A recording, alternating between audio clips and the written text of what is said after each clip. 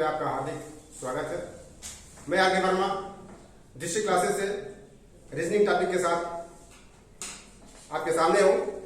हम लोग रीजनिंग का क्लास ले रहे थे। रीजनिंग के क्लास में कोडिंग डिकोडिंग चैप्टर चल रहा था।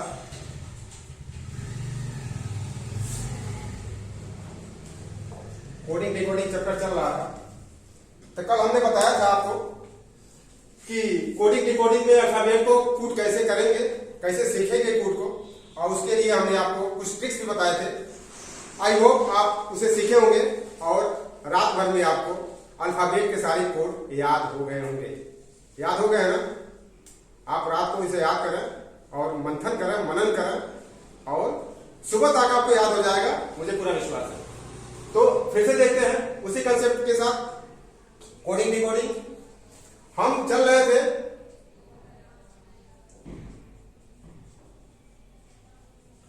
Forward scale, backward scale. ये होता है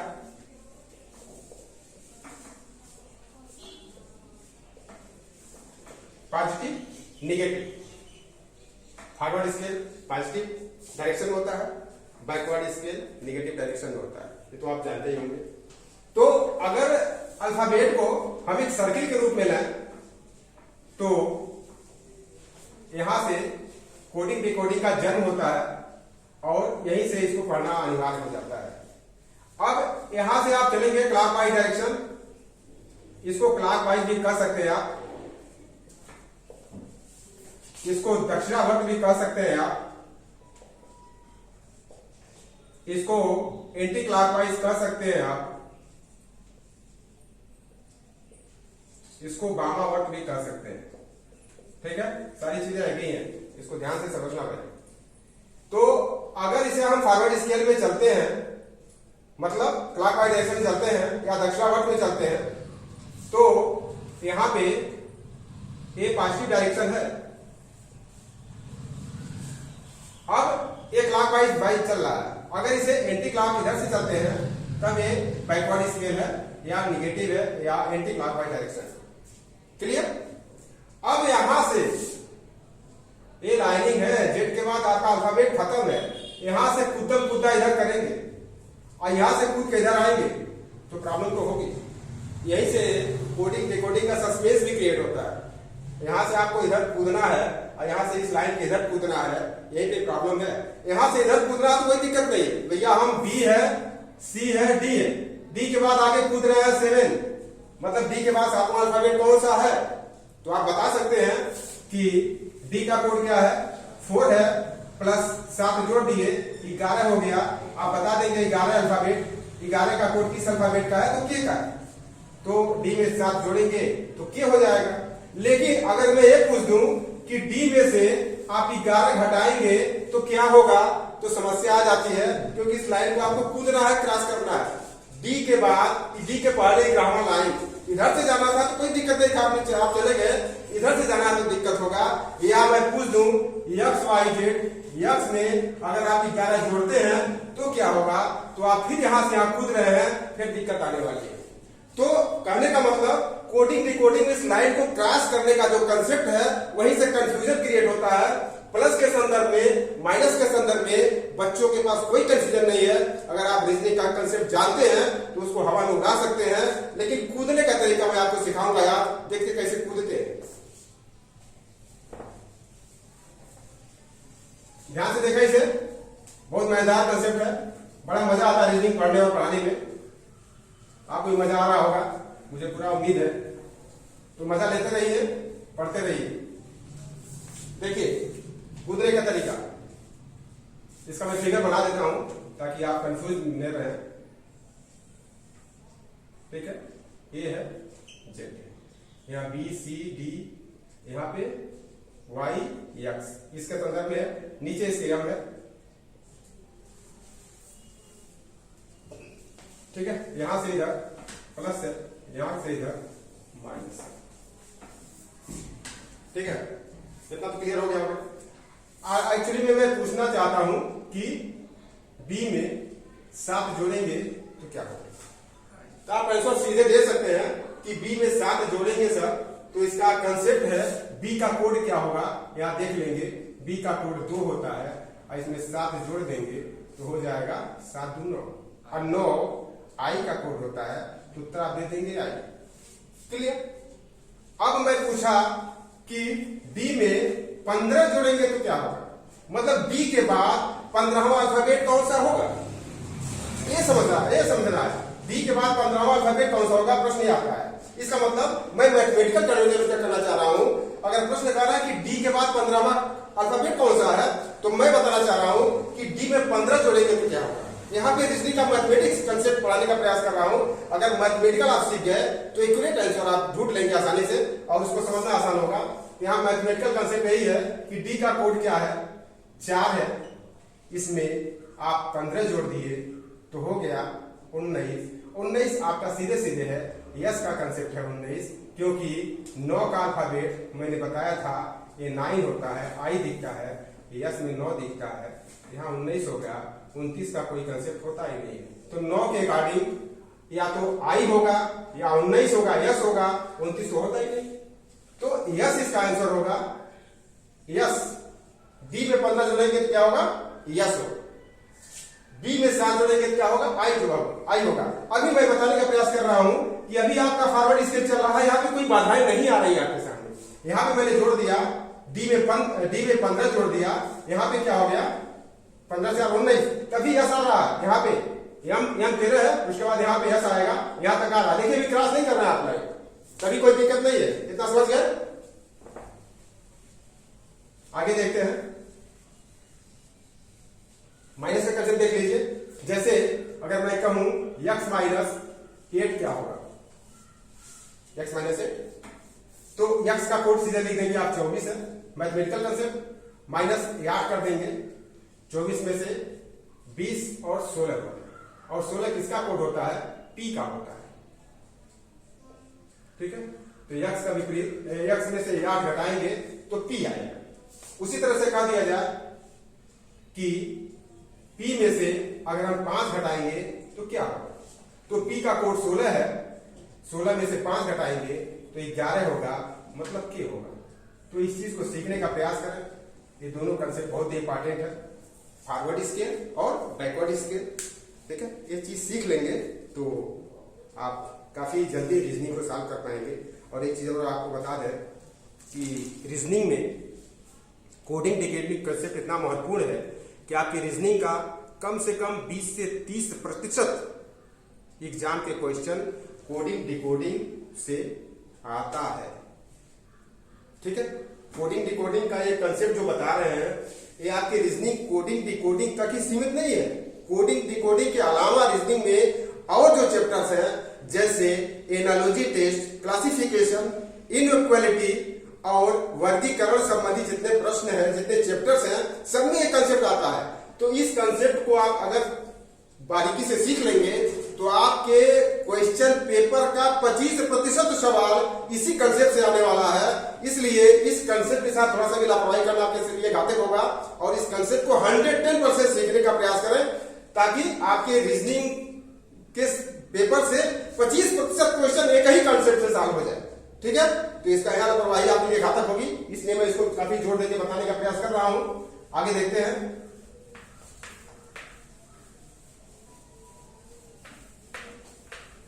फॉरवर्ड बैकवर्ड सीख गया। अब देखिए क्या होता है। ठीक है, अब यहां से यहां तक गए कोई दिक्कत नहीं, यहां से क्लॉकवाइज चले कोई दिक्कत नहीं था, एंटी क्लॉक चले कोई दिक्कत नहीं था। अगर मैं कहूं कि x में 5 जोड़ दें तो क्या होगा। अब x यहां है, अब यहां हम x y z 3 ही अल्फाबेट है, उधर जाने वाले हैं।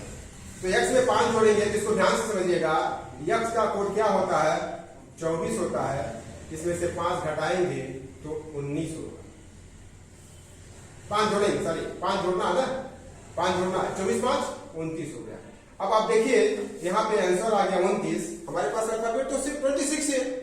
तो यहाँ पे समझने वाली बात है, अगर अल्फाबेट 26 ही है और आपका योग 29 आ गया तो आप यहाँ पे 29 में से 26 घटाएंगे।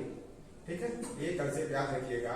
अगर आपका योग या तो प्लस हो या माइनस हो, अगर 26 से अधिक आता है तो आप उसमें से 26 घटाएंगे। ठीक है, अब ये कितना हो गया, 3 हो गया। इसका मतलब यक्स में आप 5 जोड़े तो 3 आया, 3 का मतलब क्या हो गया, सी।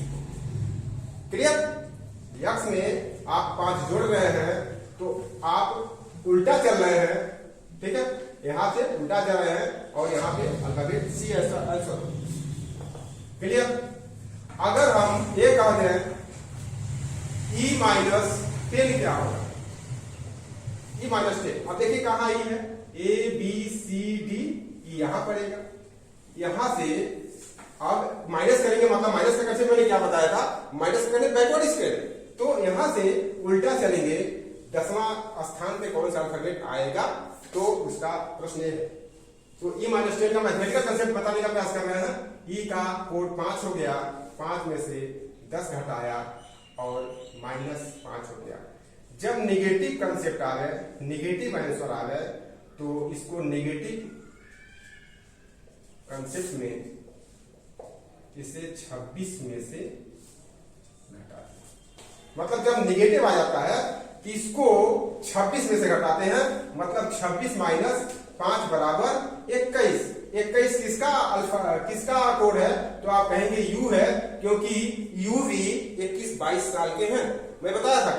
तो यू भी 21-22 साल के हैं, यू का कोड 21 होगा और भी का कोड 22 होगा। तो इसका उत्तर हो गया यू। क्लियर, आगे बढ़ते हैं। अब देखिए, अब क्वेश्चन यहां से बनता है, एग्जाम के अकॉर्डिंग क्वेश्चन यहीं से बनना शुरू हो जाता है।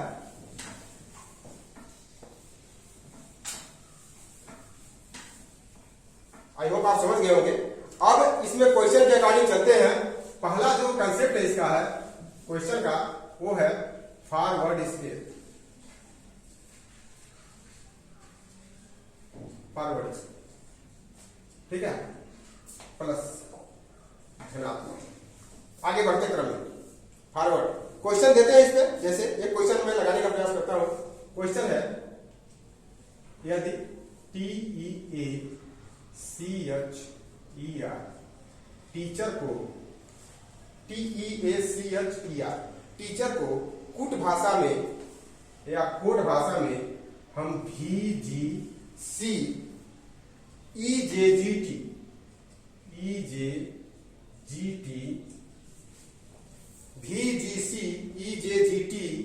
कहें या लिखें, तो उसी कूट भाषा में चिल्ड्रेन का कोड क्या हो, CHILDERN चिल्ड्रेन का कोड क्या। ठीक है, अब देखते हैं क्या इसमें हो रहा है। आपके पास इनपुट है टीचर और इसका आंसर है VGC EJGT। अब देखिए यहाँ पे टीचर एक सार्थक शब्द है, तो यह एक शब्द हो गया, इसका यह निरर्थक अर्थ है कि इसका कूट हो गया। कूट हमेशा निरर्थक होता है। अगर हम डिकोड करेंगे तो इसका मतलब यह निरर्थक शब्द है, इसका हम सार्थक शब्द लाने का प्रयास करें तो डिकोड हो जाएगा। ठीक है, तो कूट सार्थक शब्द का अगर कोड में प्रयोग किया जा रहा तो कूट होगा, और निरर्थक शब्द का सार्थक शब्द लाया जा रहा तो डिकोड होगा। ठीक है, अब इसमें सोचते हैं, लगाने का प्रयास करते हैं इसका आंसर कैसे होगा। इसमें कहीं कहीं एक चोर छिपा हुआ है। ये चोर सिपाही का खेल है। रीजनिंग केवल चोर सिपाही का ही खेल है। सिपाही की महत्ता चोर से ही है, राम की महत्ता रावण से ही है। ठीक है, देश की महत्ता विदेश से ही है। जैसे आज पाकिस्तान उपद्रवी नहीं रहता तो भारत का अंतरराष्ट्रीयकरण होने में काफी दिन लगता। भारत की पहचान पाकिस्तान ने भी कराया है, इस चीज को समझिएगा। वह न यूएनओ गया होता न भारत चर्चा में आता। ठीक है, राम की प्रसिद्धि रावण ने ही कराई है। इसी तरह पुलिस डिपार्टमेंट की प्रसिद्धि वहां के चोर कराते हैं। जिस जिले में ज्यादा बड़े बड़े चोर होते हैं वहां बड़े बड़े एसपी को लगाया जाता है और वहां पे दिलेर एसपी जाते हैं। जैसे ग्रेटर नोएडा में पिछले बार कोरोना काल में वहां के एसपी फेल हो गए थे, तो उत्तर प्रदेश के मुख्यमंत्री योगी नाथ ने वहां पे दिलेर एसपी को, आपके महाराजगंज डिस्ट्रिक्ट के सिसवा बाजार के एसपी थे, उनको लगाया था। तो जहां पे आपातकालीन स्थिति आएगी, जहां पे वहीं पे दिलेरों का महत्व बढ़ेगा। ठीक है, तो यह भी कंसेप्ट जो है चोर सिपाही का ही है। यहाँ पे एक चोर छिपा हुआ है, उस चोर को हमको ढूंढना है। कैसे ढूंढेंगे चोर को? हमारे पास हथियार क्या है? आपका कोड है, डी कोड है, कूट करेंगे इसे, कूट दीजिए इसे, क्या होगा? ये टी का कोड क्या है? 20 है, याद हो गया होगा आपको। ई का कोड क्या है? 5 है, ए का 1 है, सी का 3 है, एच का 8 है, ई का 5 है, आर का 18 है। ठीक है, याद हो गया ना? भी का 22 है, जी का 7 है, सी का 3 है, ई का 5 है, जे का 10 है, जी का 7 है, टी का 20। अब देखिए क्या हो रहा है यहाँ पे क्वेश्चन में, क्या हो रहा है। ठीक है, मैंने पहले बता दिया कि फॉरवर्ड स्केल का क्वेश्चन है, कहीं से भी कंफ्यूजन नहीं है, क्योंकि आपका आधा काम तो मैंने कर दिया था पहले ही, या लिख करके कि यह फॉरवर्ड स्केल है, मतलब पॉजिटिव डायरेक्शन का कोड है। ये मुझे नहीं दिखना चाहिए था, क्योंकि चोर को मैं पकड़ने में पूरा सहयोग कर दिया हूं, इस नाते चोर पकड़ा जा रहा है। अब 20, अब देखिए कूट तो आपको करना है। कूट किस लिए क्या आता है? क्योंकि अल्फाबेट के अकॉर्डिंग आप प्लस माइनस का कंसेप्ट नहीं समझ पाएंगे, इसलिए इसको अंकीय मान दे देते हैं। अंकीय मान के संदर्भ में आप जोड़ घटाना गुणा भाग को अच्छे तरह समझ लेंगे।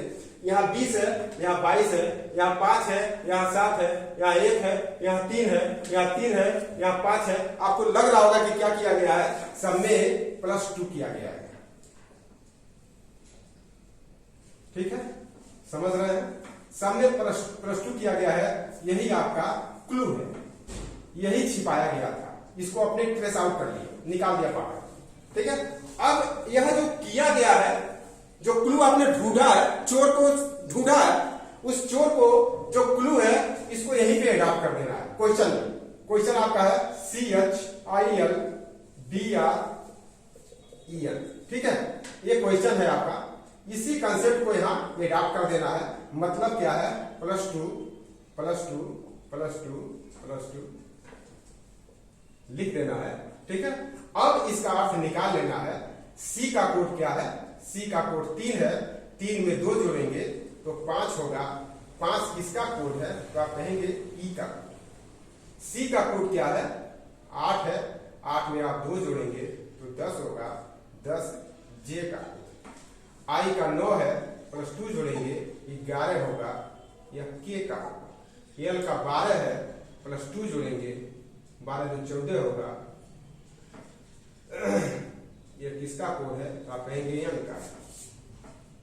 डी है 4 है, +2 है 6 है, एफ का। आर है 18 है, +2 है 20 है, आप कहेंगे टी का है। एन का 14 है, +2 है 16 है, आप कहेंगे पी का। तो प्यारे बच्चों, टीचर को किसी कूट भाषा में VGCEJGT कहा जाए तो उसी कूट भाषा में चिल्ड्रन का कोड क्या होगा?